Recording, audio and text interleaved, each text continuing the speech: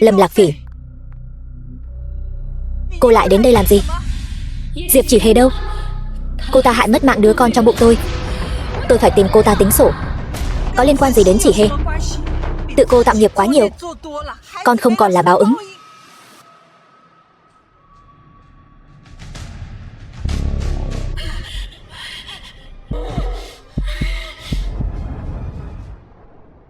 Bà già dám cản đường tôi.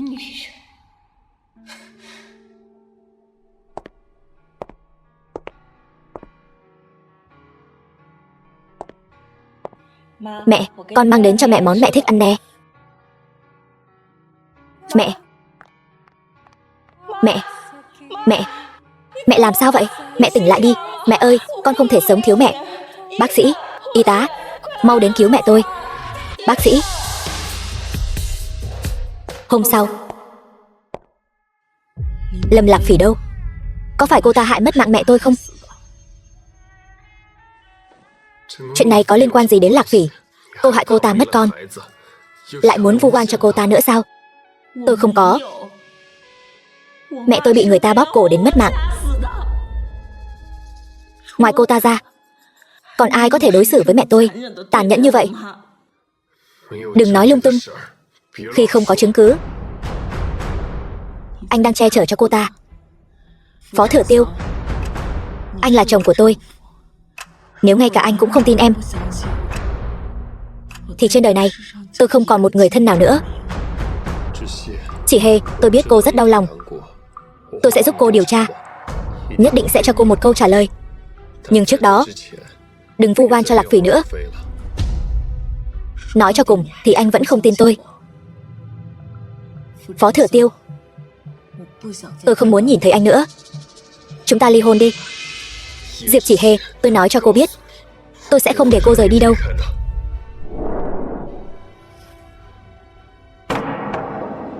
Mẹ, mẹ ơi, con xin lỗi, xin lỗi. Mẹ ơi, con xin lỗi. Đều là lỗi của con.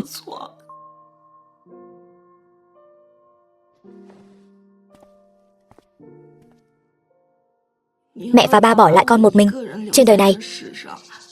Con phải làm sao đây?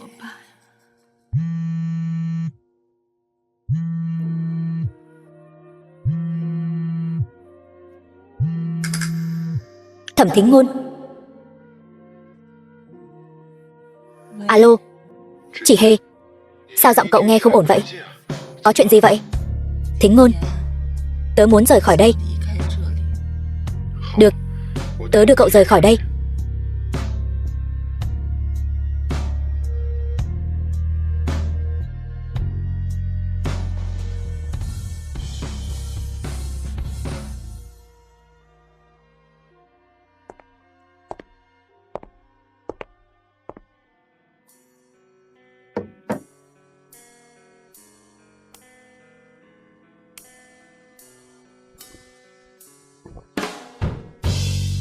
Đều là tại con không tốt, là con đã không bảo vệ được mẹ.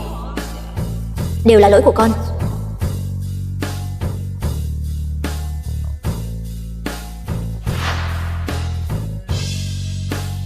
Lâm Lạc Phỉ, không phải Diệp Chỉ Hề.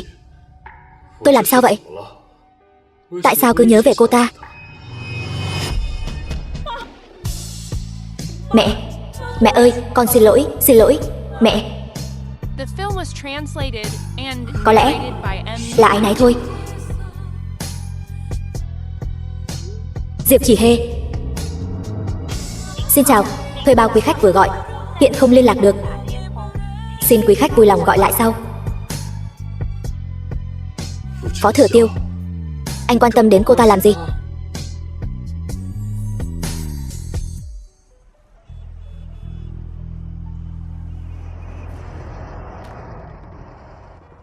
Diệp Chỉ Hề.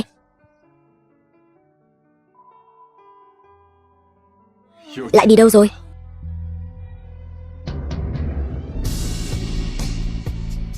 Cô ấy thật sự đi rồi.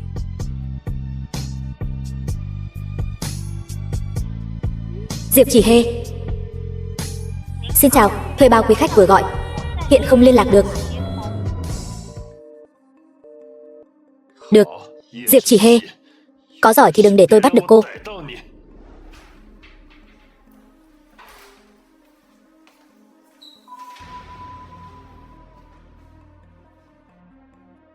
Đơn ly hôn. Phó Thừa Tiêu, vĩnh biệt.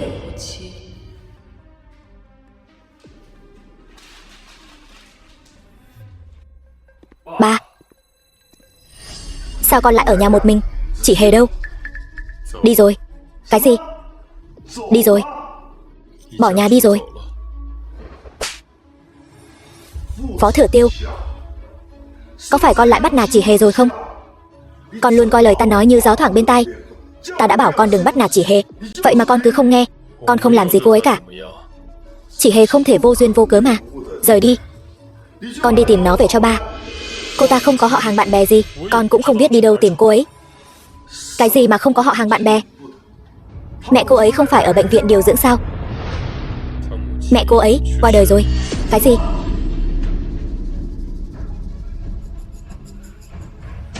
Phó Thừa Tiêu, con làm ba quá thất vọng rồi. Mai, con đến tập đoàn Phó Thị, từ chức vị trí tổng giám đốc đi, đến khách sạn cấp cơ sở rèn luyện đi. Ba còn chưa mất mạng. Phó Thị, vẫn là ba quyết định. 2 năm sau.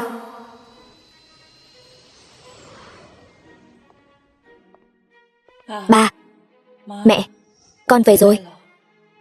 Lần này con nhất định sẽ tìm được chứng cứ các người bị hại, để hai người ăn nghỉ nơi chín suối.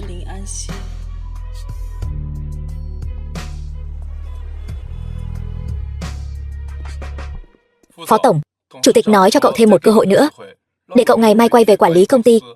Đã biết.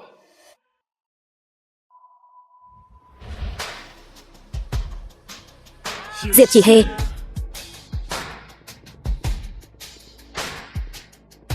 người vừa nãy chắc chắn là Diệp Chỉ Hê. Đi điều tra lại tin tức về Diệp Chỉ Hê đi. Vâng, Phó Tổng.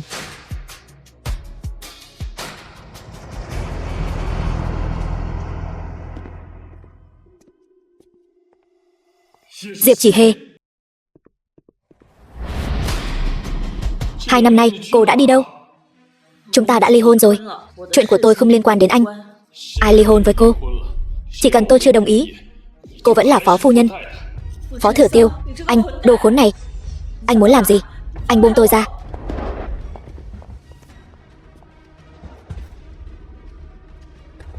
Anh muốn làm gì? Chúng ta là vợ chồng. Cô nói tôi muốn làm gì? Hôm sau.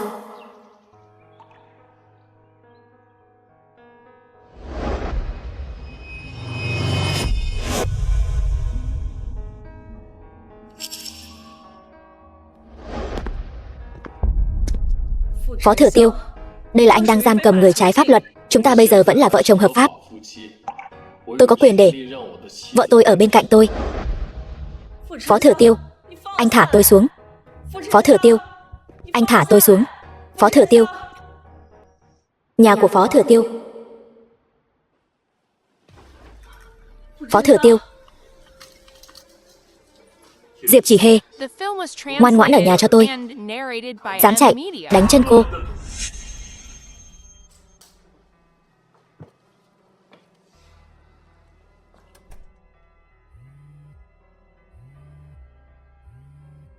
Thẩm Thính Ngôn. Diệp Chỉ Hê, tớ nghe bảo mẫu nói cậu về nước rồi. Tiểu Mễ thì sao? Thính Ngôn, tớ muốn chuyện của ba mẹ tớ được điều tra rõ ràng. Phiền cậu giúp tớ trông nom Tiểu Mễ. Được. Được thôi.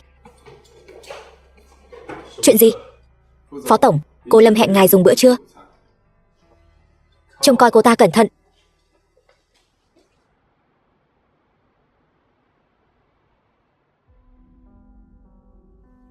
Thừa Tiêu, lúc trước anh đã hứa sẽ cưới em. Bây giờ đã 2 năm rồi. Không vội. Anh và Diệp Chỉ Hề còn chưa ly hôn. Diệp Chỉ Hề đã biến mất 2 năm rồi. Có thể trực tiếp đến tòa án xin ly hôn. Cô ấy về rồi. Cái gì? Anh hơi mệt rồi. Đi trước đây.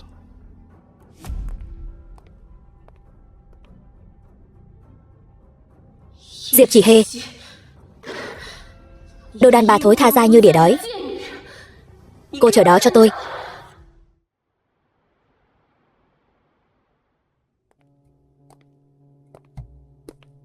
Diệp Chỉ Hề. Dậy ăn cơm thôi. Diệp Chỉ Hề.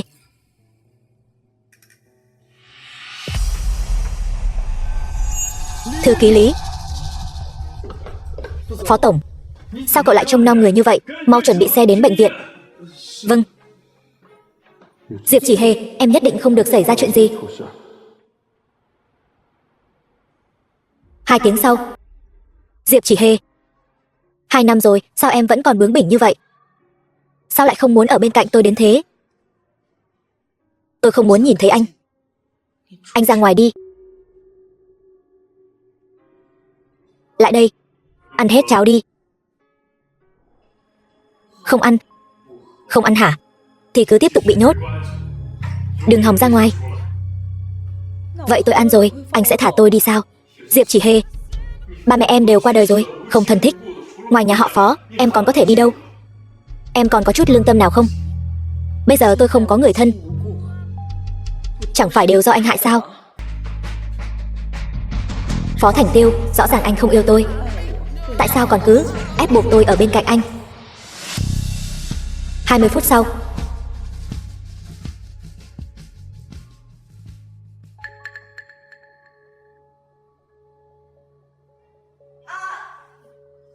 Phu nhân, cô sao vậy? Tiểu Lý, bụng tôi đau quá, cậu có thể giúp tôi gọi bác sĩ được không? Được, tôi đi ngay.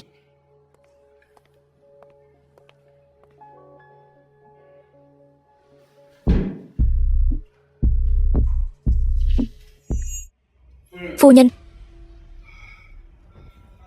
Tổng giám đốc Phó, không hay rồi, phu nhân chạy rồi, bây giờ phải làm sao? Tìm. Đào 3 thước đất, cũng phải tìm người về cho tôi. Không cần tìm nữa.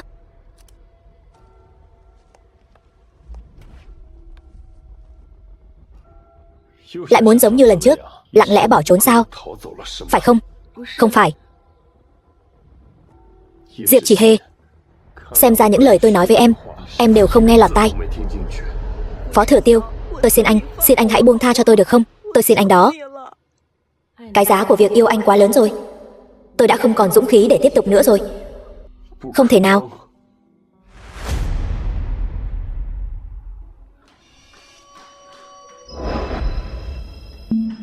Rốt cuộc, anh muốn thế nào mới chịu buông tha cho tôi? Trước đây chẳng phải cô nói thích tôi sao? Tốn bao tâm cơ gả vào. Bây giờ lại muốn rời đi như vậy sao? Phó Thừa Tiêu, trước đây không như bây giờ. Tôi là một con người, không phải thú cưng của anh. Anh dựa vào cái gì? Không vui thì nhốt tôi lại. Chẳng phải em muốn tự do sao? Tôi có thể không nhốt em nữa. Nhưng em đi đâu, làm gì, đều phải báo cáo với tôi. Sao anh ta lại có vẻ quan tâm tôi đến vậy? Được, tôi đồng ý với anh. Lâm Lạc Phỉ. Nghe máy đi. Diệp Chỉ Hề, lần sau đừng tự mình đa tình nữa. Người anh ta thích rõ ràng là Lâm Lạc Phỉ. Thừa Tiêu, cha ruột của em được thả ra rồi. Mấy ngày nay, ông ta cứ đe dọa em, bắt em trả nợ cho ông ta. Em sợ quá. Em có thể đến nhà anh trốn vài ngày nhé. Được thôi, tốt. Vậy ngày mai em chuyển đến. Được.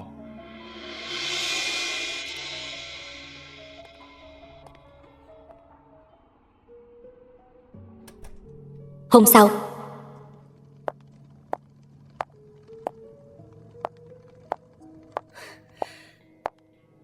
Cứ chờ xem. Tất cả mọi thứ ở đây, sớm muộn gì cũng là của tôi.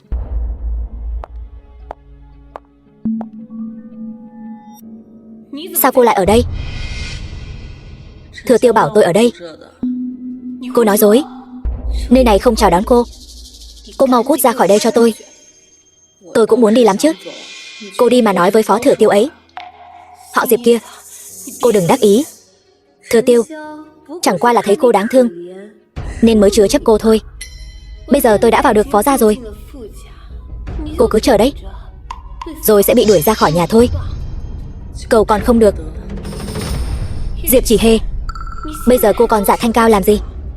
Cô tưởng rằng cô vẫn còn là đại tiểu thư của Diệp thị sao? Cô còn mặt mũi nào nhắc đến Diệp gia?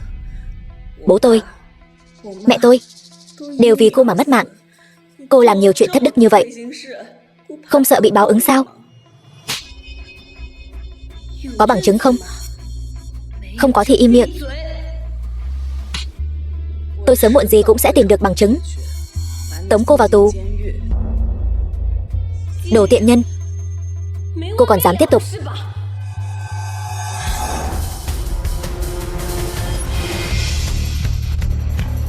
Chỉ Hê, tôi biết chú gì qua đời, cô rất đau lòng, nhưng thật sự không phải tôi làm.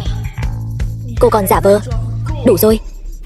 Diệp Chỉ Hê, 2 năm trước, khi mẹ em qua đời, Lạc Phỉ vừa sảy thai nằm viện, căn bản không hề ra khỏi phòng bệnh. Không thể nào. Thừa Tiêu, anh điều tra lại đi, chắc chắn là cô ta làm. Đủ rồi. Đã nói không phải cô ấy rồi.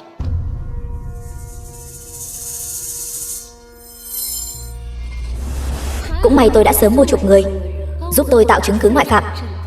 Diệp Chỉ Hê, cô lấy gì mà đấu với tôi? Thừa Tiêu, vừa rồi Diệp Chỉ Hê đẩy em một cái, eo của em đau quá. Anh đưa em đến bệnh viện. Còn về em, Lạc Phỉ bị thương là vì em. Tiếp theo, em chăm sóc cô ấy đi. Là cô ta tự ngã. Thừa Tiêu, em đau quá đi. Chúng ta mau đi thôi.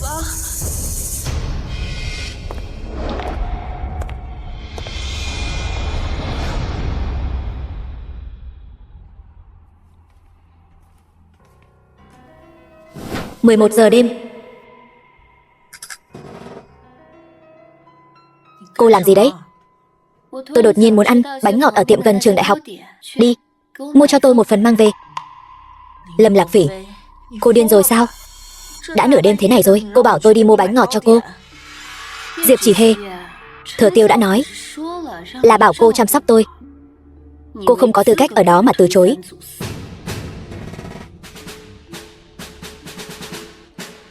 Diệp Chỉ Hê, tôi muốn xem cô có thể kiên trì được bao lâu. Đi lâu như vậy, cô muốn bỏ đói tôi sao? Tôi đã bảo cô đi rồi sao? Còn muốn gì nữa? Tôi muốn uống nước. Đi, đưa tôi một ly nước.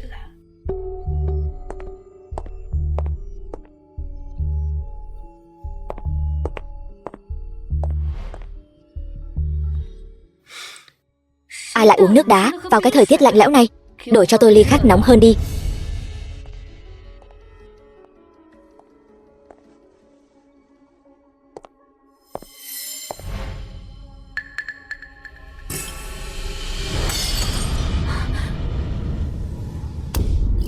Diệp Chỉ Hê, cô muốn làm tôi bỏng mất mạng sao?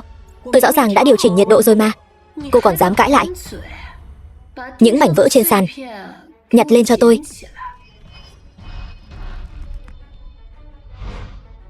Ai cho cô lấy chổi? Dùng tay mà nhặt.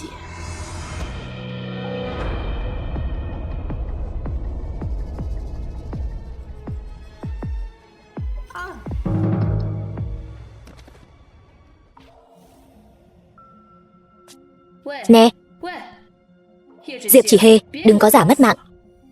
Mau dậy đi, đừng có giả mất mạng nữa. Chỉ Hê, cô sao vậy? Chỉ Hê, đã xảy ra chuyện gì vậy? Chỉ Hê làm vỡ cốc rồi. Cô ấy cứ nhất định đòi nhặt mảnh vỡ. Cô ấy cứ nhặt rồi ngất xỉu. Anh đưa cô ấy đến bệnh viện trước.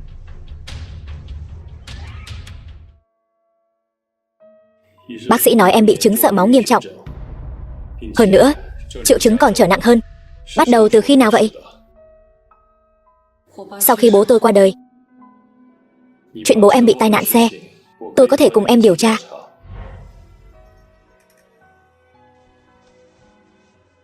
Phó Thừa Tiêu, anh tin tôi đi.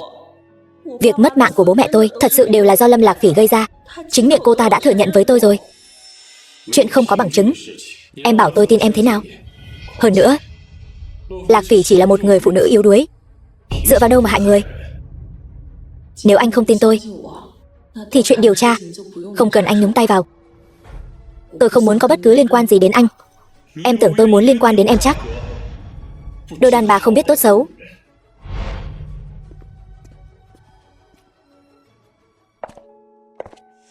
Chị Hề, người giúp việc nói Tiểu Mễ đã biết đi rồi. Về nước ngoài với tớ đi. Tiểu Mễ là con ruột của cậu đó. Cậu không nhớ nó sao? Tớ nhớ. Nhưng việc mất mạng của bố mẹ tớ đã có manh mối rồi. Tớ không thể bỏ cuộc vào lúc này được. Thính Ngôn, chỉ có thể làm phiền cậu tiếp tục giúp tớ chăm sóc Tiểu Mễ vậy. Chỉ Hề, cậu nói thật đi, cậu trở về có phải vẫn chưa quên được Phó Thừa Tiêu không? Không phải đâu. Tớ biết tớ và anh ấy không thể nào nữa rồi. Vậy thì tốt. Sau này tránh xa anh ta ra. Nếu Thừa Tiêu biết Tiểu Mễ là con gái ruột của anh ta, liệu có? Không được. Diệp Chỉ Hề, cô quên anh ta trước đây đã ép cô bỏ đứa bé thế nào rồi sao?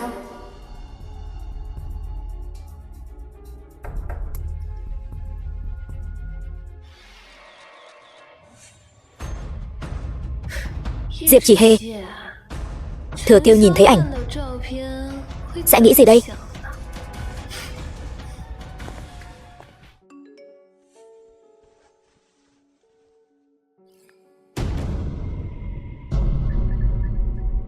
Lại còn ở cùng với Thẩm Thính Ngôn.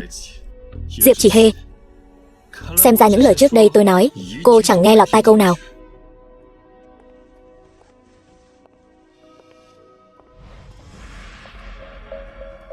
Mua cho Lạc Phỉ đấy. Cô ấy không cần, cô cứ giữ lấy đi.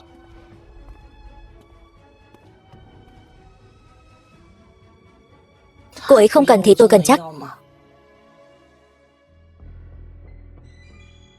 Rõ ràng đây là thứ tôi nên có mới phải.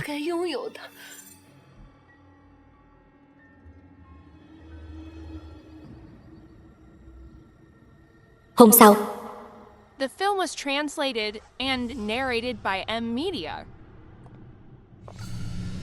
sao cô lại mặc quần áo của tôi? Cái này đâu phải quần áo của cô. Rõ ràng là Thừa Tiêu tặng cho tôi.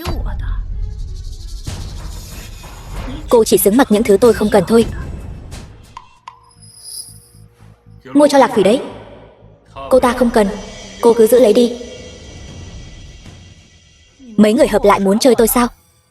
Nếu thích thì cứ giữ lấy đi. Dù sao quần áo cô mặc rồi, tôi thấy bẩn.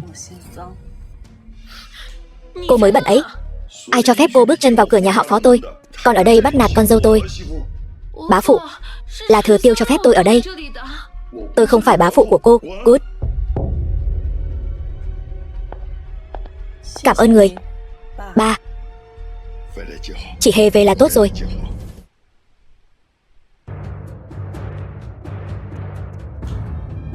Ba, con để người phụ nữ khác vào nhà họ Phó, chị Hề sẽ nghĩ gì? Nó mới đến có mấy ngày, lại muốn ép nó đi sao? Con chỉ giúp Lạc Phỉ một chút thôi. Giúp đỡ cũng phải chú ý chừng mực. Ba già rồi, không quản được con bao lâu nữa đâu. Tự con chú ý chừng mực đi. Con biết rồi.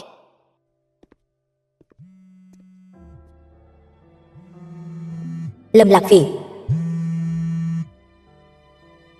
Thừa Tiêu, em bị bá phụ đuổi ra ngoài rồi, bây giờ không có chỗ ở. Anh có thể đón em về không? Tôi sẽ bảo thư ký Lý đặt phòng khách sạn. Em cứ an tâm ở đó đã. Thừa Tiêu, quyết định vậy đi. Lão già này, xem ra không thể để ông lại được nữa rồi.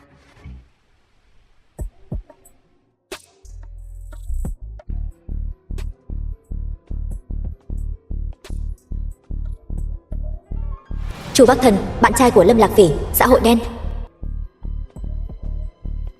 Lạc Phỉ, là em. Dạo này em đi đâu vậy?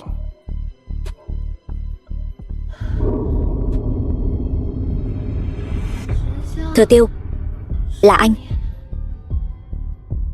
anh đến đón em về nhà sao? Thừa Tiêu, anh đưa em đi, có được không? Được.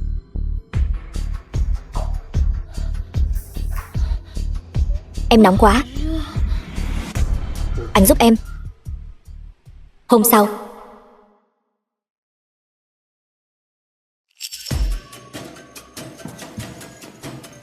Chu Bắc Thần.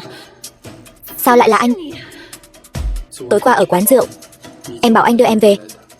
Đáng lẽ không nên uống rượu, lại nhận nhầm Chu Bắc Thần thành Thừa Tiêu rồi. Đều tại cái lão già kia và Diệp Chỉ Hề. Lạc Phỉ, lần trước anh tỉnh lại, em đã biến mất rồi. Rốt cuộc em đã đi đâu vậy?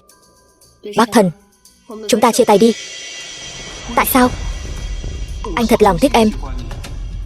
Đừng chia tay có được không? Anh nguyện ý làm mọi thứ vì em. Tìm một người giúp tôi báo thù cũng không phải chuyện gì xấu. Được.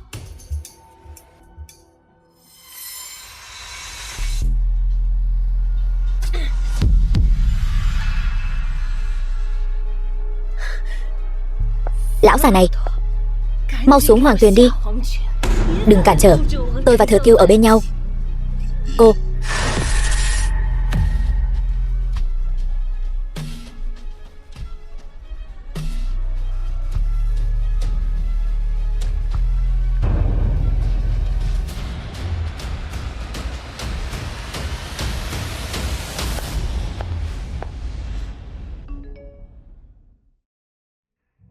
Chỉ Hề, con mau đến bãi đổ xe một chút đi, muộn thế này. Bá phụ gọi tôi ra bãi đỗ xe làm gì?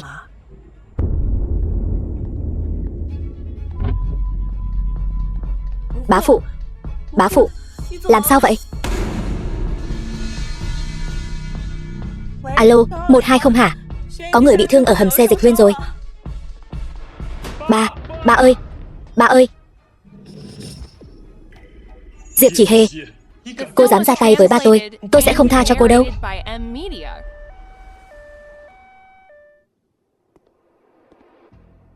Thừa Tiêu, bá phụ nhất định sẽ không sao đâu. Diệp Chỉ Hề, ba tôi làm gì cô? Cô nhất định phải để ông ấy mất mạng sao? Thừa Tiêu, không phải vậy. Khi tôi đến hầm xe, bá phụ đã nằm trên đất rồi. Cô còn ngụy biện. Lúc đó ngoài cô ra thì không còn ai khác. Tôi không lừa anh. Bá phụ 9 giờ 50 bảo tôi xuống. Anh 10 giờ đã đến rồi. Tôi cũng vừa mới đến. Sao có thể có thời gian làm hại bá phụ? Tôi hiểu lầm Diệp Chỉ Hề rồi. Thừa Tiêu, em đi khám bệnh với bạn. Vừa rồi nghe thấy mọi người cãi nhau. Bá phụ làm sao vậy? Ba tôi bị hại rồi, bây giờ đang cấp cứu. Gì? Bá phụ bị hại rồi? Chỉ Hề, là cô sao? Hôm đó tôi nghe thấy cô và bá phụ cãi nhau. Thừa Tiêu, anh tin tôi đi, tôi không cãi nhau với bá phụ. Là cô ta nói bậy. Nói tiếp đi. Hôm đó bá phụ bảo Diệp Chỉ Hề đừng rời xa anh. Diệp Chỉ Hề không muốn, còn nói đã ly hôn với anh rồi. Sau đó bọn họ liền cãi nhau. Ai là người nhà bệnh nhân? Tôi. Tình hình bệnh nhân không lạc quan. Ông ấy rơi vào hôn mê dài ngày, có khả năng sẽ trở thành người thực vật.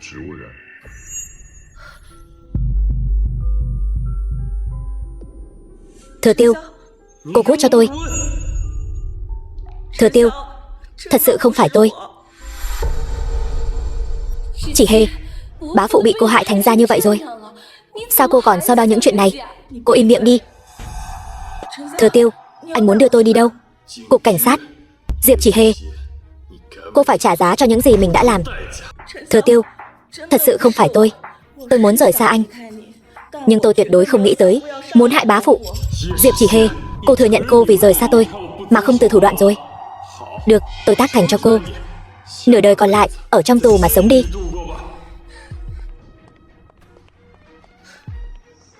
Diệp Chỉ Hề, muốn đấu với tôi sao?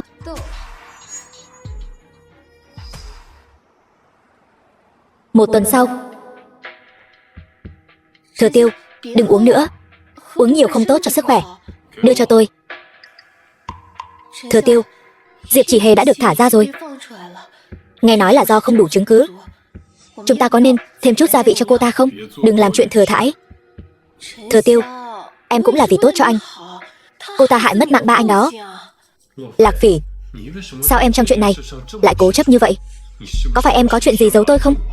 Không có, em cũng chỉ hỏi thôi. Anh không muốn thì thôi vậy.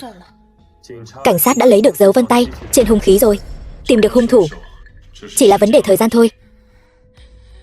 Vậy thì tốt. Bệnh viện. Chỉ Hề, cậu tỉnh rồi. Cậu vừa ra khỏi cục cảnh sát đã ngất đi. Bây giờ cảm thấy thế nào? Thính Ngôn, ở trong tù đáng sợ quá. Tớ cứ tưởng đời này sẽ không ra được nữa. Phó Thừa Tiêu dám nhốt cậu cả đời. Tớ không tha cho anh ta. Tớ thật sự không có hại bá phụ. Tớ biết cậu lương thiện, không thể làm hại người khác.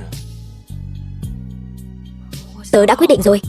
Tớ phải nhanh chóng tìm ra chứng cứ Lâm Lạc Phỉ hãm hại ba mẹ tớ, sau đó rời khỏi nơi này. Được, cơ thể của cậu tớ đã kiểm tra qua rồi. Gần đây chỉ cần không bị kinh sợ sẽ chuyển biến tốt. Tớ đưa cậu về nhà nghỉ ngơi trước. Tớ đã không còn nhà nữa rồi. Vậy trước đây cậu luôn ở đâu? Phó gia. Tớ đưa cậu về nhà tớ. Được. Phó Thừa Tiêu, anh điên rồi. Diệp Chỉ Hề, có phải tôi đã quá nhân từ với cô rồi không? Nhân từ? Phó Thừa Tiêu, từ giây phút anh đưa tôi vào tù, anh không xứng nói loại lời này. Phó Thừa Tiêu, Diệp Chỉ Hề căn bản là không thể nào làm hại cha anh, Thẩm Thính Ngôn. Chuyện của Phó gia chúng tôi không đến lượt cậu chỉ tay năm ngón. Cậu, Thính Ngôn, chúng ta đi. Diệp Chỉ Hề.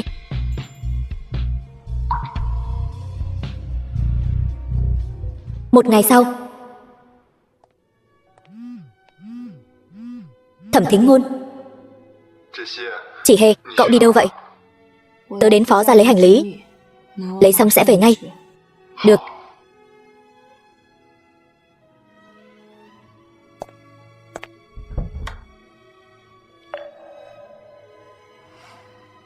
Mua cho Lạc Phỉ. Cô ấy không cần thì cô giữ lại đi. Bao nhiêu năm như vậy, đến cả quà anh tặng tôi cũng là đồ người khác không cần.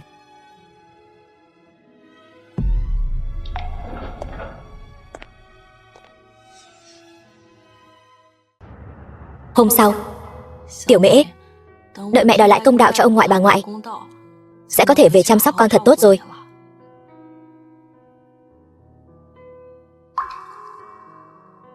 Điều dưỡng. Alo, xin chào. 2 năm trước, mẹ tôi Diệp Tân Vân nhập viện điều trị ở viện điều dưỡng. Có đoạn phim giám sát trong thời gian nằm viện không? Thời gian có hơi lâu rồi. Nếu như điều tra được, sẽ gửi cho cô bằng hình thức email. Cô là Diệp tiểu thư phải không? Đúng vậy. Tôi nhớ rất rõ mẹ của cô. Tôi nhớ năm đó ngoài cô ra, còn có một vị tiên sinh thường xuyên đến đưa đồ dùng cần thiết cho mẹ cô. Nhưng rất kỳ lạ, lần nào người đó cũng không vào phòng bệnh. Tôi biết rồi. Cảm ơn.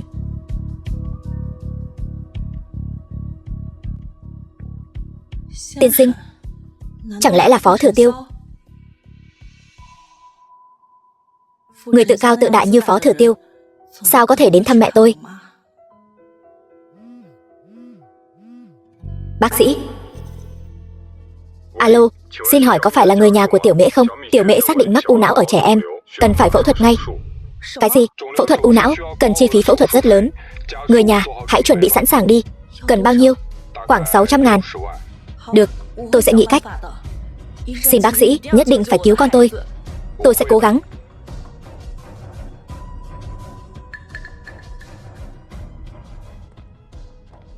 Chỉ Hề, sao vậy? Bác sĩ ở nước ngoài gọi điện thoại đến, nói Tiểu Mễ mắc bệnh u não, bây giờ đang cần tiền gấp để phẫu thuật. Trong tay tớ có 300.000, có thể đóng tiền phẫu thuật.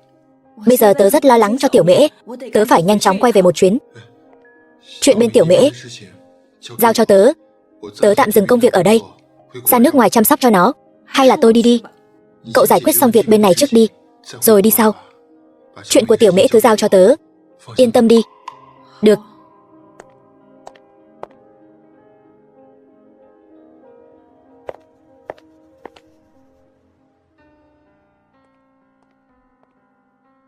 Tổng giám đốc phó, tình trạng của chủ tịch, mọi thứ đều bình thường. Biết rồi. Tình hình của Diệp Chỉ Hề thế nào? Điều tra đến đâu rồi? Diệp tiểu thư tạm trú tại nhà Thẩm Thính Ngôn. Quả nhiên, người phụ nữ lẳng lơ này vẫn luôn ở cùng với Thẩm Thính Ngôn. Nhưng mà tôi tra được Thẩm Thính Ngôn đã mua vé máy bay đi nước ngoài. Diệp tiểu thư vẫn luôn đang quyên tiền. Quyên tiền làm gì? Cái này không rõ. Tiếp tục điều tra. Vâng.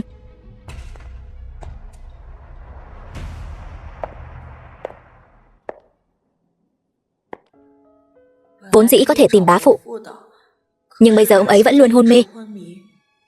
Rốt cuộc tôi phải làm sao đây? Cô đến đây làm gì? Nơi này không chào đón cô. Cút ra ngoài. Tôi vì Tiểu Mễ làm gì cũng đáng. Tôi có thể mượn anh 500.000 tệ không? Sao? Thẩm Thính Ngôn không cho cô mượn sao? Tôi với anh ta không thân không thích. Tại sao phải lấy tiền của anh ta? Hơn nữa, tôi mượn tiền là có việc gấp, sẽ trả lại cho anh. Không cho mượn. Được, biết rồi. Đợi một chút. Tôi có thể cho cô mượn tiền, nhưng cô phải đáp ứng tôi một điều kiện. Điều kiện gì? Làm thư ký của tôi, lúc nào cũng phải nghe lệnh.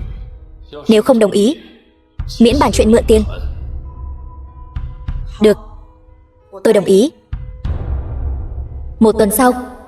Thính Ngôn, ca phẫu thuật của Tiểu Mễ thế nào rồi? Phẫu thuật rất thuận lợi. Cụ thể thì còn phải xem quá trình hồi phục sau này. Vậy thì tốt. Cảm ơn anh, Thính Ngôn. Trong giờ làm việc, không được làm những việc không liên quan đến công việc. Tôi có việc gấp mới gọi điện thoại. Việc gấp của cô chính là hẹn hò với Thẩm Thính Ngôn. Phó Thừa Tiêu, mặc dù anh là cấp trên của tôi, nhưng chuyện riêng của tôi không liên quan đến anh. Xin đừng can thiệp. Có phải cô quên rồi không? Tôi vẫn là chủ nợ của cô. Anh, hôm nay tăng ca, chuẩn bị tốt tài liệu cho cuộc họp hôm sau.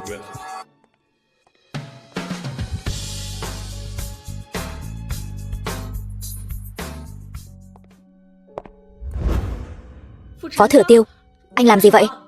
Về nhà với tôi. Tôi và anh đã không còn nhà nữa rồi.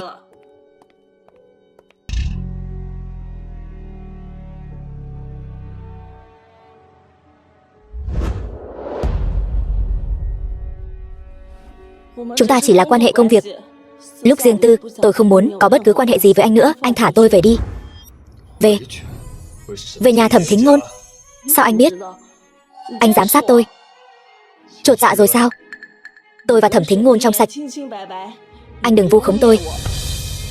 Thẩm Thính Ngôn,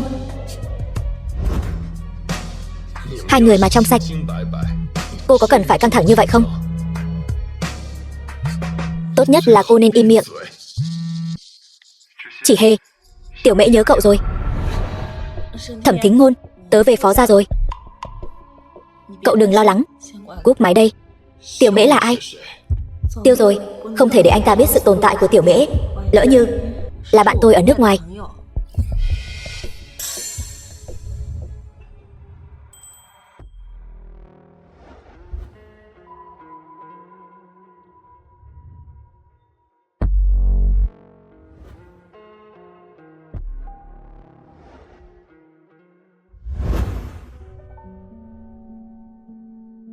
Phó Thừa Tiêu, anh coi tôi là gì? Chẳng phải cô đang thiếu tiền sao? Thiếu tiền thì tự tôi sẽ kiếm. Xin đừng dùng tiền của anh để sỉ nhục tôi. Hai loại này có gì khác nhau? Tôi hôn anh không phải vì tiền.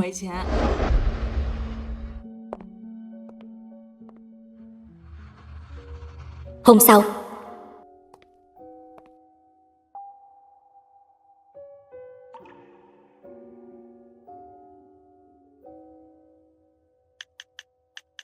Diệp Chỉ Hề, tôi cảnh cáo cô mau đến công ty ngay. Nếu không thì bây giờ trả tiền ngay lập tức.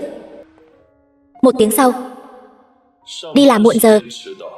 Đây là thái độ làm việc của cô với tư cách là thư ký sao? Xin lỗi, là vấn đề của tôi.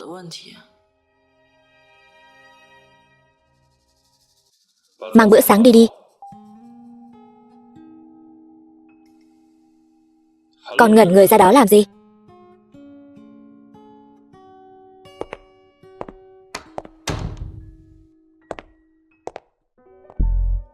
Diệp Chỉ Hề, sao cô lại ở đây? Tôi ở đâu thì liên quan gì đến cô? Cô ở bên cạnh Thừa Tiêu thì liên quan đến tôi. Tôi nói cho cô biết, đừng hòng bám giết dai rằng ở bên cạnh Thừa Tiêu, anh ấy sẽ không quay lại với cô đâu. Tôi không có ý định ở bên anh ấy. Tốt thôi, vậy thì bây giờ cô rời đi đi. Tôi cần công việc này. Tôi sẽ không đi đâu. Cô Lâm,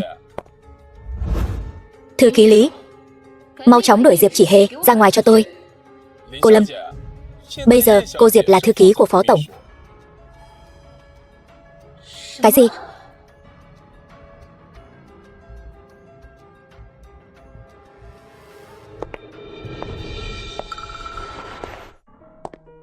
Cô đến đây làm gì? Thừa Tiêu, tại sao Diệp Chỉ Hề lại ở công ty? Cô ta là người đã hãm hại bá phụ. Chứng cứ không đủ, không thể chứng minh là cô ta. Lỡ như cô ta có đồng bọn thì sao?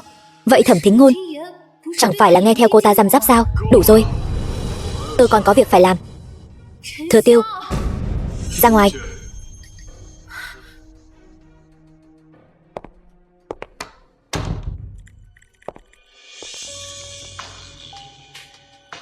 Diệp Chỉ Hề, tôi sẽ không tha cho cô đâu.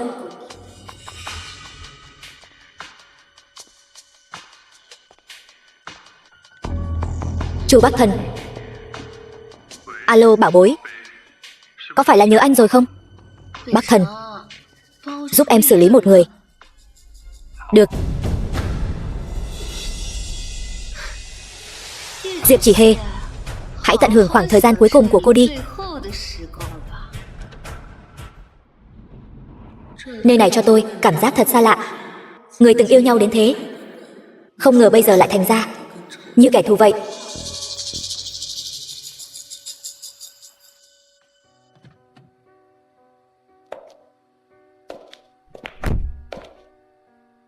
Diệp Chỉ Hề còn ở công ty không? Không rõ. Nhưng lúc tôi xuống đây, thấy túi của cô Diệp vẫn còn. Gọi điện thoại hỏi cô ấy xem sao, tiện thể đưa cô ấy về luôn.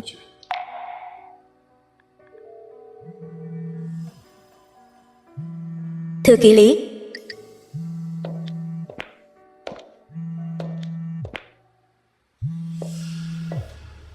sao điện thoại của Diệp Chỉ Hề lại ở đây?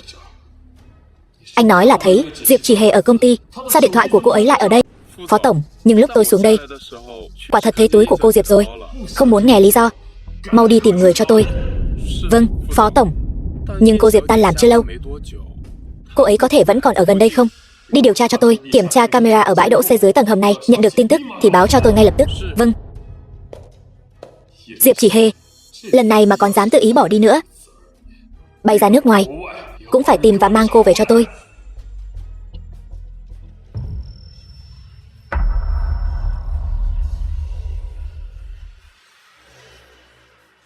Đây là đâu?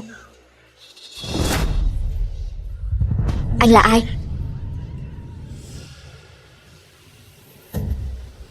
Trông xinh đẹp như vậy, diệt luôn thì tiếc quá. Hay là chơi cô ta trước đi, rồi sau đó diệt. Anh đừng làm bậy, coi chừng tôi gọi cảnh sát đó. Xem cô báo cảnh sát thế nào. Tôi với anh không thù không oán. Tại sao anh lại bắt cóc tôi? Tiểu mỹ nhân sợ rồi sao?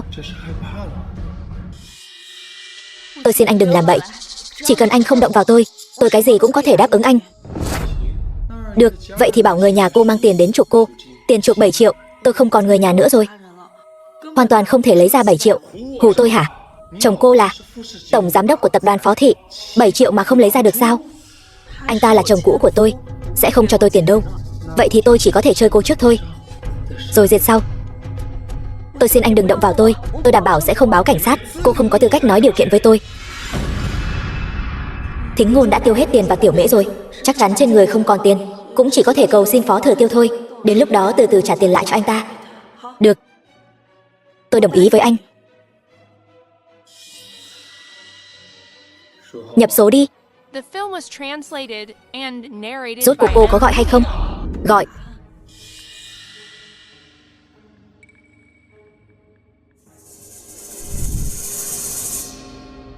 Đợi tôi nói xong thì kêu cứu là được. Nếu như cô dám nói nhiều hơn, tôi sẽ diệt cô ngay lập tức. Là phó tổng phải không? Diệp Chỉ Hề có phải ở chỗ anh không? Mau thả cô ấy ra cho tôi. Nếu không, đừng trách tôi không khách khí. Trước 9 giờ sáng mai mang 7 triệu đến, để ở ga ra ngầm của quảng trường trung tâm. Nếu không thì... Phó Thừa Tiêu, cứu tôi. Cứu mạng Diệp Chỉ Hề. Phó tổng, nghe thấy không? Mau chuẩn bị tiền cho xong đi. Alo. Alo. Phó tổng, camera giám sát bị người ta động tay động chân rồi. Không tra ra là ai làm. Biết rồi. Tôi cho anh 1 tiếng đồng hồ. Lập tức chuẩn bị xong 7 triệu tiền mặt. Vâng. Cách 9 giờ sáng mai còn 10 tiếng nữa. Hy vọng phó tổng có thể đúng giờ mang tiền đến. Mạng người giữ được hay không là trong tay ngài. Thư ký Lý, đến lúc đó tôi sẽ đích thân đi đưa tiền. Cậu theo dõi kỹ vị trí của bọn chúng. Một khi thời cơ chín muồi, lập tức cứu Diệp Chỉ Hề. Vâng, phó tổng.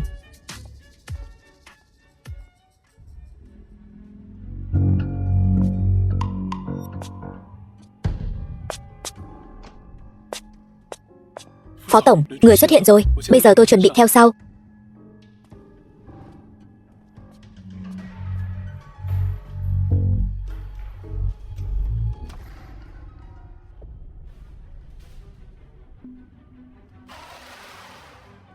Phó Thừa Tiêu, tên khốn này, vậy mà dám lừa tôi.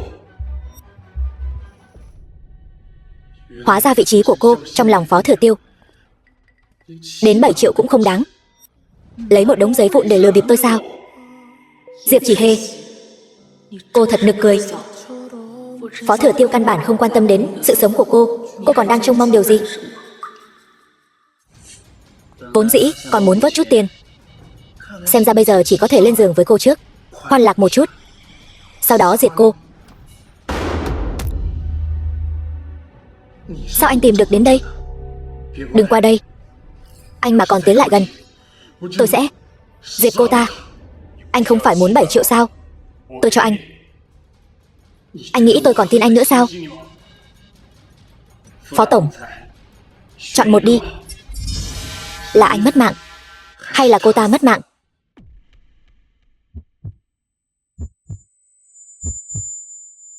Là anh mất mạng hay là cô ta mất mạng?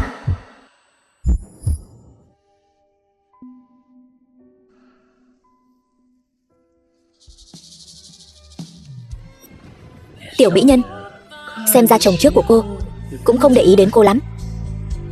Nếu đã như vậy, Phó Thừa Tiêu, cứu tôi. Phó Thừa Tiêu.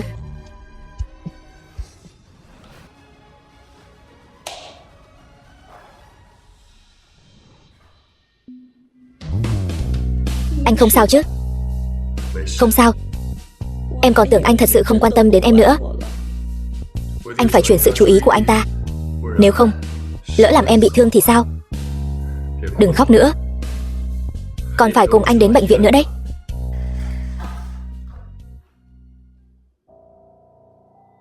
Cái gì? Anh làm Thừa Tiêu bị thương? Anh vốn dĩ muốn bắt cóc Diệp Chỉ Hề, ai ngờ anh ấy đột nhiên dùng tay chặn dao. Thật xui xẻo. Chu Bắc Thần, anh làm việc có thể đáng tin cậy hơn được không?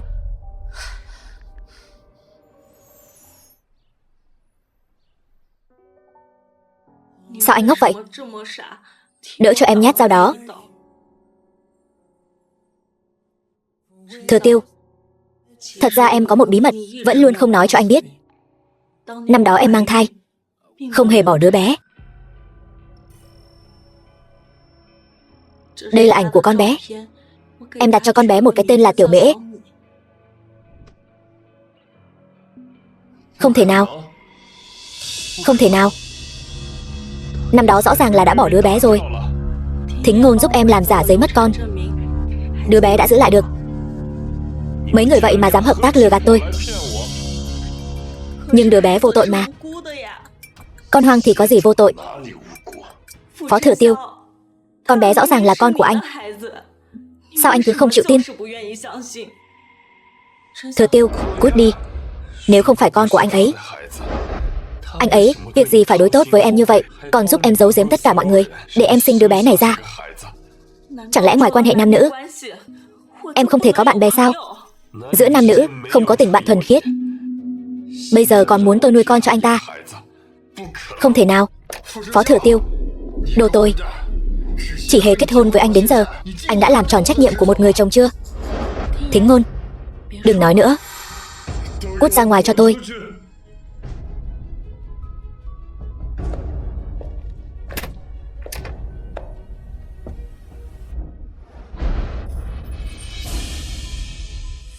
Năm phút sau. Chỉ Hề, Phó Thừa Tiêu đối với cậu như vậy rồi, cậu còn ở bên cạnh anh ta làm gì? Hôm đó tớ về nhà, có kẻ muốn bắt cóc tớ. Là anh ấy kịp thời xuất hiện, đã cứu tớ ra. Chỉ Hề, cậu vẫn nên theo tớ về nước ngoài đi. Ở đây nguy hiểm lắm. Không được. Chuyện của ba mẹ tớ vẫn chưa điều tra rõ ràng. Tớ tuyệt đối sẽ không bỏ qua cho Lâm Lạc Phỉ. Được thôi. Có gì cần cho tớ biết ngay. Được. Cậu về khi nào vậy? Hôm nay. Tình hình Tiểu Mễ thế nào rồi? Đã xuất viện rồi. Nếu không sao tớ dám về. Cảm ơn cậu Thính Ngôn. Ở bên Tiểu Mễ tốn nhiều thời gian như vậy. Chỉ Hề, cho tớ một cơ hội để tớ chăm sóc cậu và Tiểu Mễ. Tớ có thể làm ba của Tiểu Mễ. Như vậy không công bằng với cậu. Tớ không sao. Chỉ cần cậu bằng lòng ở bên tớ.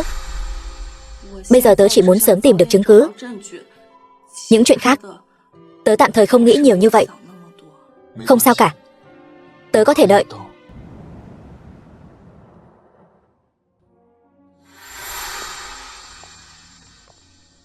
Em đi đâu vậy? Rời xa anh.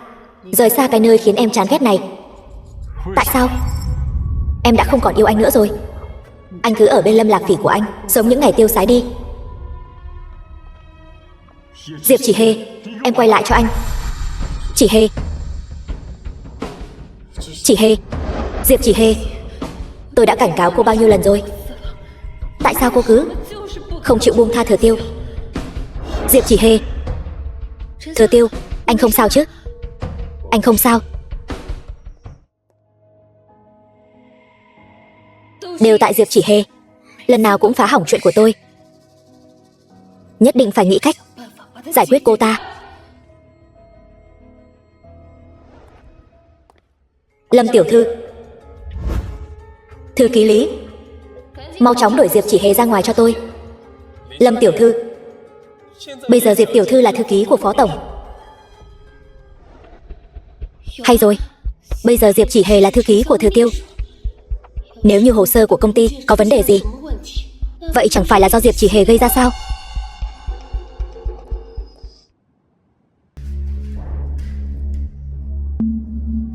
Hợp đồng thu mua tài sản.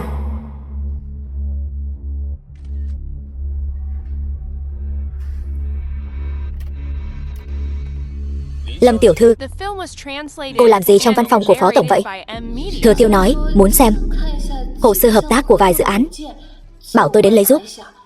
Vậy vẫn nên giao cho tôi đi, lát nữa tôi sẽ đưa cho Phó Tổng. Không cần đâu, thư ký Lý, để tôi nghĩ xem. Thừa Tiêu vẫn đang trong thời gian hồi phục, cố gắng không để anh ấy bận tâm đến công việc. Vậy không làm phiền thư ký Lý nữa. Được thôi, tôi còn phải đến bệnh viện chăm sóc Thừa Tiêu, tôi đi trước đây. Nửa tiếng sau. Hợp đồng thu mua tài sản. Em chụp chữ ký của Phó Thừa Tiêu làm gì? Anh không phải muốn kiếm tiền sao? Tìm một người đi bắt chước chữ ký của Phó Thừa Tiêu. Được. Nhưng số tiền này chúng ta phải kiếm như thế nào? Chúng ta đổ tội chuyển công quỹ lên đầu Diệp Chỉ Hề. Diệp Chỉ Hề vào tù, tất cả số tiền chẳng phải đều thuộc về em, người mang danh Phó phu nhân sao? Lạc Phỉ, em muốn gả cho Phó Thừa Tiêu đến vậy sao? Ở bên anh không tốt sao?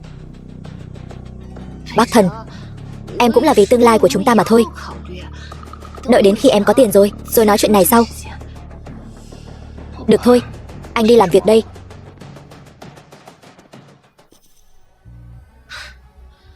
Ai thèm ở với cái đồ nghèo rớt mồng tơi như anh cả đời chứ. Buổi tối tại bệnh viện. Phó tổng, uống bát canh gà đi. Không uống. Nhưng mà đây là phu nhân tự tay hầm đấy. Sao canh gà lại ở chỗ anh? Sao cô ấy không tự mang đến? Phu nhân sợ cứ gặp anh là cãi nhau. Phó tổng, tôi thấy cô Lâm có hơi kỳ lạ. Hôm nay lén la lén lút vào văn phòng của anh, không biết làm gì. Cứ kệ cô ta đi, xem cô ta định làm gì. Vâng. Hôm sau. Tại sao tôi lại đột nhiên nhận được 2 triệu tệ? Diệp Chỉ Hề, sao trong thẻ của cô đột nhiên có thêm 2 triệu tệ? Tôi cũng không biết. Thừa Tiêu bảo cô đến làm thư ký, chứ không phải bảo cô đến biển thủ công quỹ. Tôi không có. Còn cãi sao? Bây giờ tôi sẽ đưa cô đến cục công an để họ điều tra rõ chuyện này.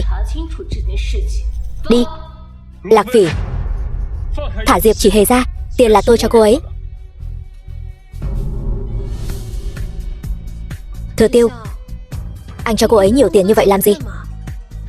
Cô ấy làm vợ tôi 3 năm, xem như bồi thường cho cô ấy phí tổn thất tinh thần. Nếu anh đã nói như vậy, em cũng không có gì để nói. Diệp Chỉ Hề, lát nữa đến văn phòng tôi một chuyến.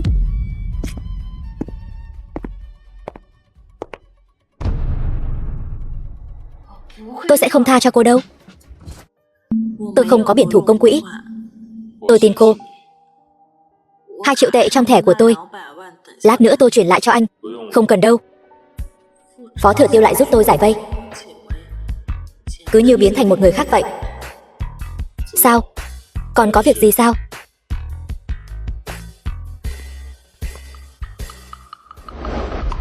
Phó tổng, nguyên nhân cô Lâm biển thủ công quỹ đã điều tra rõ rồi. Cô ta muốn đổ tội biển thủ công quỹ lên người cô Diệp. Đừng làm kinh động cô ta vội, xem cô ta còn định làm gì. Vâng. Chuyện của chủ tịch hội đồng quản trị là ai làm?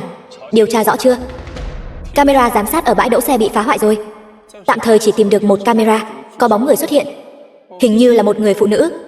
Tiếp tục điều tra đi. Vâng. Tất cả chuyện này tôi nhất định sẽ điều tra rõ. Thính Ngôn. Chỉ Hề, hôm nay cậu trông rất vui đấy. Phó Thừa Tiêu nói anh ấy tin tớ. Đây là lần đầu tiên tớ nghe anh ấy nói câu này đấy.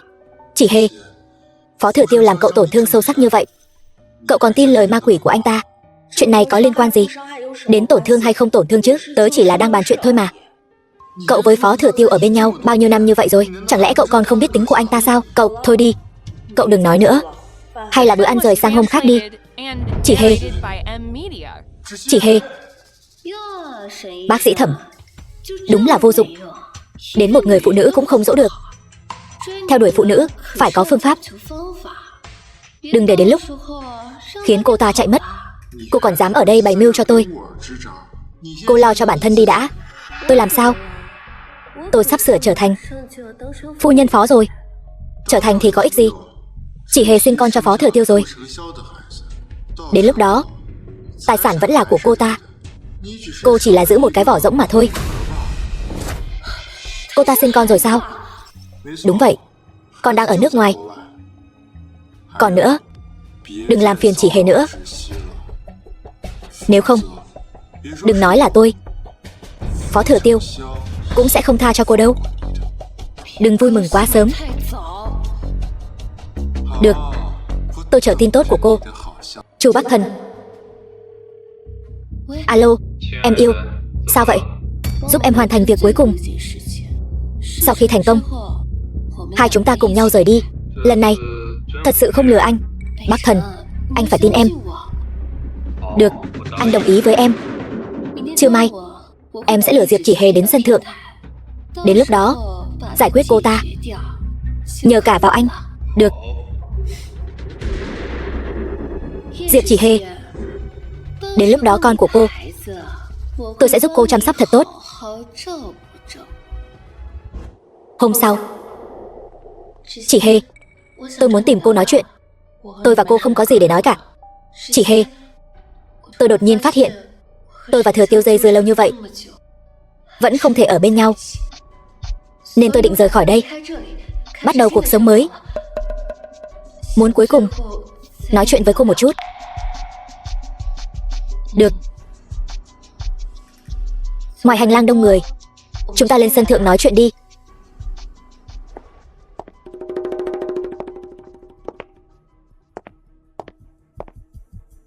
Tôi còn có công việc phải làm. Có chuyện gì thì nói đi. Chỉ Hề, có phải cô đã sinh con cho Thừa Tiêu rồi không? Cô muốn làm gì? Tôi không làm gì cả. Tôi chỉ muốn gặp nó, sau đó nói cho nó biết mẹ nó đã mất mạng như thế nào. Lâm Lạc Phỉ, cô đừng kích động. Cô muốn ở bên Phó Thừa Tiêu, tôi không có ý kiến. Xin đừng làm hại tôi và con tôi. Chỉ cần cô còn sống trên đời này một ngày, Thừa Tiêu sẽ không thể yêu tôi. Hôm nay tôi sẽ cho cô mất mạng. Lâm Lạc Phỉ, cô bình tĩnh một chút. Cô mất mạng rồi, Thừa Tiêu và con của cô sẽ là của tôi.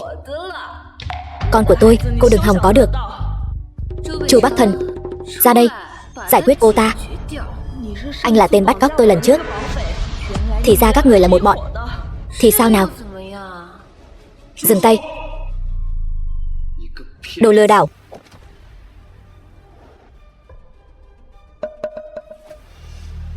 Chỉ Hề, Chỉ Hề, cậu tỉnh lại đi. Chỉ Hề.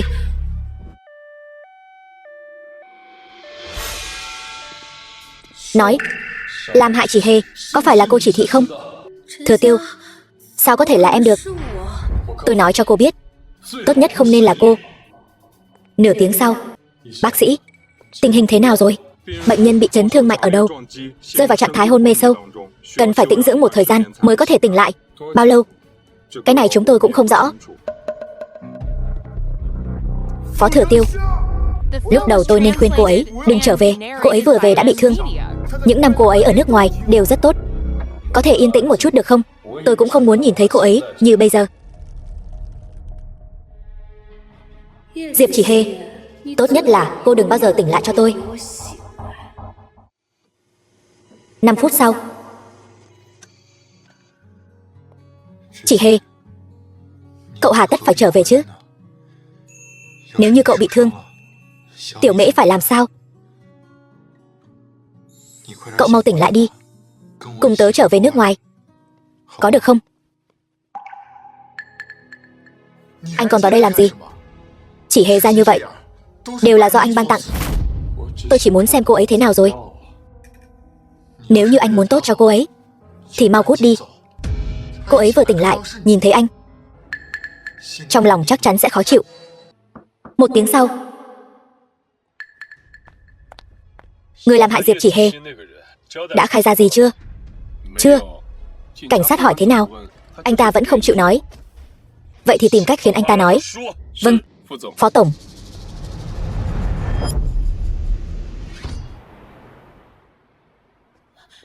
Bác sĩ, tôi muốn hỏi một chút, bạn thân của tôi cụ thể phải bao lâu mới có thể tỉnh lại? Cái này cũng không xác định, nhưng tình hình hồi phục của cô ấy có vẻ không tệ. Chắc là nhanh thôi. Nhanh là bao lâu? Khoảng 1 tuần nữa. 1 tuần? Nhanh vậy sao? Không được. Tuần này nhất định phải giải quyết cô ta. Tuyệt đối không thể để cô ta tỉnh lại. Hôm sau. Anh lại đến đây làm gì? Tôi đã nói rồi, Chỉ Hề không cần anh quan tâm. Cô ấy có tôi chăm sóc. Tôi chỉ là lo lắng vẫn còn người đến làm hại cô ấy, nên qua xem thử. Không cần. Anh tránh xa cô ấy ra, đó mới là sự chăm sóc tốt nhất cho cô ấy. Thẩm Thính Ngôn, tôi và Diệp Chỉ Hề vẫn chưa ly hôn. Cô ấy vẫn là vợ hợp pháp của tôi. Thì sao chứ? Cô ấy không còn yêu anh nữa rồi. Hơn nữa cô ấy đã sinh hạ con của chúng tôi. Diệp Chỉ Hề nói, đứa bé là của tôi. Những năm Chỉ Hề rời đi, luôn ở bên tôi. Nếu đứa bé là của anh nghĩ tôi sẽ giữ đứa bé lại sao? Đừng để tôi nhìn thấy anh, nếu không tôi gặp anh một lần, đánh anh một lần. Thẩm bác sĩ, không xong rồi. Diệp tiểu thư không biết làm sao mà cứ động đậy lung tung trên giường.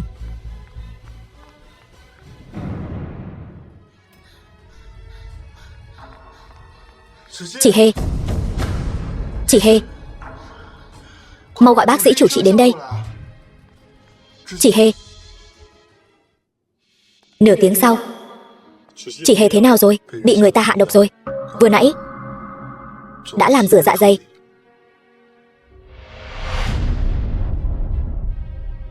Rốt cuộc là ai?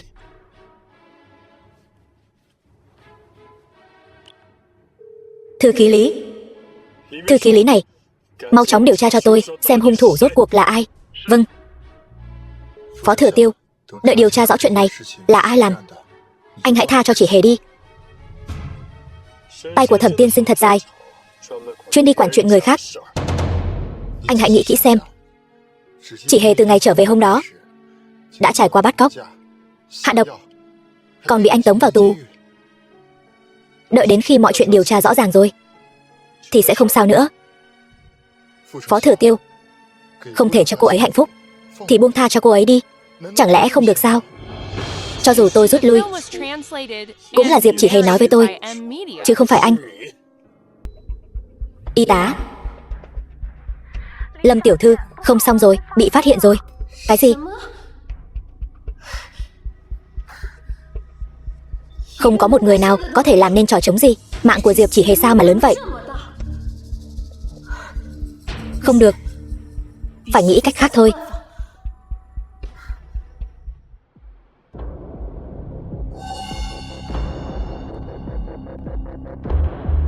Phó tổng, chuyện ngài bảo tôi điều tra đã có manh mối rồi. Nói, ngày chủ tịch bị đánh, camera giám sát ở ga ra xe chụp được bóng người đó. Trong lần Diệp tiểu thư bị bắt cóc cũng xuất hiện. Tôi đoán chắc người làm hại chủ tịch và Diệp tiểu thư là cùng một người. Vậy đã điều tra ra là ai chưa? Tạm thời vẫn chưa. Xem ra chỉ có thể tìm cách ép hắn ta lộ diện thôi. Thư ký Lý, thông báo ra bên ngoài, nói chủ tịch tập đoàn Phó Thị sắp tỉnh lại rồi. Rất nhanh thôi, sẽ có thể trở lại tập đoàn Phó Thị. Vâng.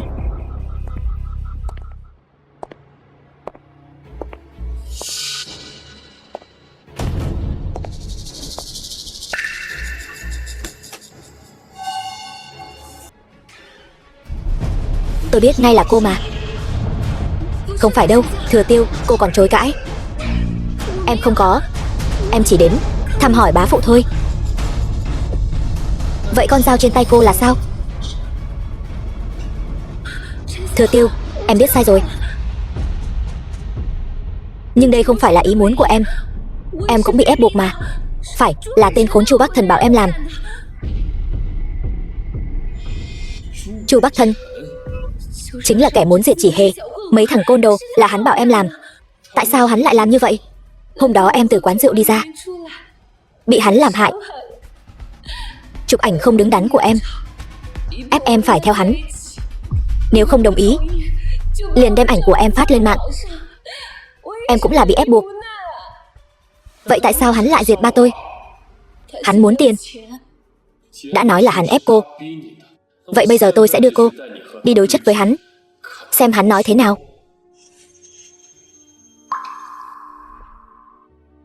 Bắc Thần, nếu như lần này nhiệm vụ xảy ra chuyện gì ngoài ý muốn, chúng ta nhất định không được khai ra thân phận của đối phương. Nhiệm vụ thuận lợi hoàn thành, chúng ta cùng nhau ra nước ngoài. Được. Em cùng anh đi đối chất với hắn.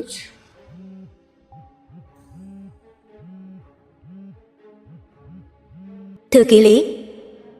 Phó tổng, người y tá hạ thuốc Diệp tiểu thư tìm được rồi. Bây giờ đang ở văn phòng bác sĩ. Tôi đến ngay. Cô đi theo tôi.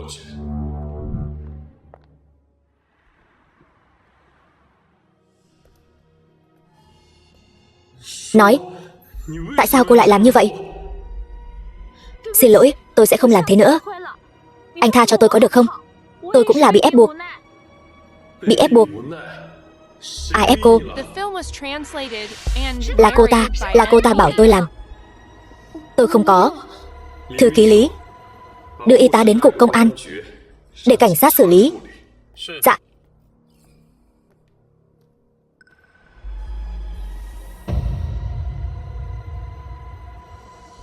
Đều là tại cô. Thừa Tiêu, Em làm tất cả những điều này đều là vì muốn ở bên anh. Cô chỉ vì bản thân mình thôi. Đừng lấy tôi ra làm cái cớ nữa. Thừa Tiêu, anh tin em đi. Vì anh, em nguyện ý làm mọi thứ. Cô đúng là một kẻ điên. Thừa Tiêu, bây giờ anh hãy thực hiện lời hứa của anh đi. Cưới em có được không? Bây giờ tôi sẽ đưa cô đến đồn cảnh sát, trả giá cho những lỗi lầm mà cô đã gây ra. Phó Thừa Tiêu, tôi hận anh.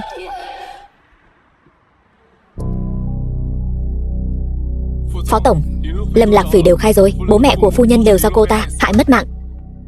Sao tôi không phát hiện sớm hơn bộ mặt thật của cô ta, để cô ta làm tổn thương Diệp Chỉ Hề nhiều như vậy? Phó Tổng, Phó Chủ tịch tỉnh rồi. Ba. Thừa Tiêu, việc ta bị thương là do Lâm Lạc Phỉ làm. Con mau bảo cảnh sát bắt cô ta lại. Chuyện ba bị thương điều tra rõ ràng rồi. Lạc Phỉ đã vào tù rồi. Cô ta không chỉ làm hại ba, còn làm hại cả Chỉ Hề. Chỉ Hề sao rồi? Bị ném xuống đất, đụng vào đá, bây giờ vẫn còn đang hôn mê. Lâm Lạc Phỉ thật độc ác. Con nhất định phải chăm sóc tốt cho Chỉ Hề. Con sẽ làm. Ban đầu để con và Chỉ Hề kết hôn là thấy hai đứa con thích nhau. Nghe ba của nó nói, lúc đó Chỉ Hề đã thích con 3 năm rồi. 3 năm, con nhận được nhiều giấy nhắn và thư tình như vậy, con lại không biết những giấy nhắn và thư từ đó không phải do Lâm Lạc Phỉ viết sao? Con đang nói gì vậy? Tất cả đều do Chỉ Hề viết. Sao có thể như vậy? Con gái tâm tư tinh tế, ba nó sợ bị vạch trần, tổn thương đến lòng tự trọng của Chỉ Hề, nên vẫn luôn không nói với con. Khó trách những năm nay con luôn hiểu lầm Chỉ Hề. Ba, con biết rồi.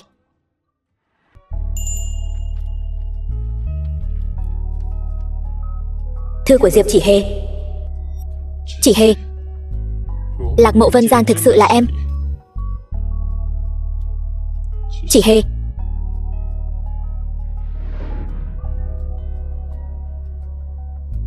xin lỗi em. Tất cả đều là lỗi của anh. Nửa tiếng sau. Chỉ Hề, em mau tỉnh lại đi, được không? Anh còn rất nhiều điều muốn nói với em.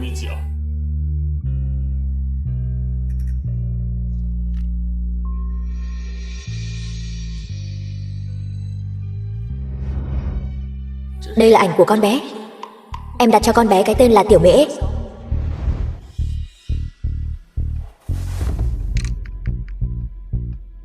Giúp tôi điều tra chuyện của đứa con của Diệp Chỉ Hề. Vâng.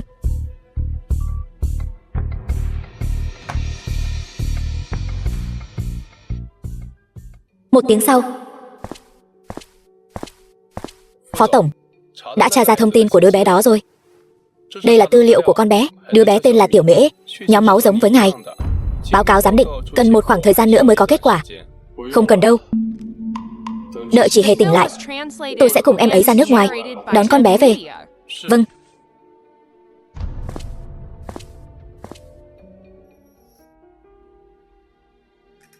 Chỉ Hề, em tỉnh rồi. Anh là ai? Chỉ Hề, em đang nói gì vậy? Anh là chồng em, Phó Thừa Tiêu. Phó Thừa Tiêu? Không quen. Lẽ nào Chỉ Hề quên mất tôi rồi? Không sao cả. Không nhớ cũng không sao, rồi sẽ nhớ lại thôi. Em cứ nghỉ ngơi cho khỏe đi. Anh đi mua cháo. Bác sĩ, vợ tôi bị làm sao vậy? Tại sao em ấy không nhớ ra tôi? Đầu bị thương, để lại di chứng. Cô ấy bị mất trí nhớ chọn lọc. Cô ấy sẽ quên đi những chuyện khiến cô ấy đau lòng và khổ sở. Vậy làm thế nào mới có thể khiến cô ấy nhớ lại? Trong khoảng thời gian này, cứ nghỉ ngơi cho khỏe đi. Khi nào nhớ lại là một ẩn số. Trước tiên, hãy để cô ấy làm nhiều chuyện vui vẻ. Được.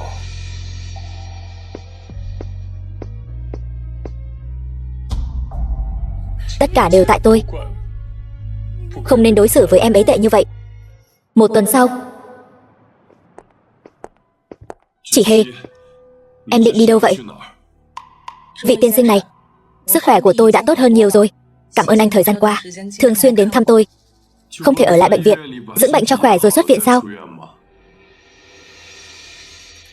Tôi không thích ở bệnh viện. Đúng rồi, tiên sinh, chúng ta vẫn nên giữ khoảng cách thì hơn. Tôi không muốn bạn trai tôi hiểu lầm. Bạn trai? Chị Hề đã nói là phải giữ khoảng cách với anh.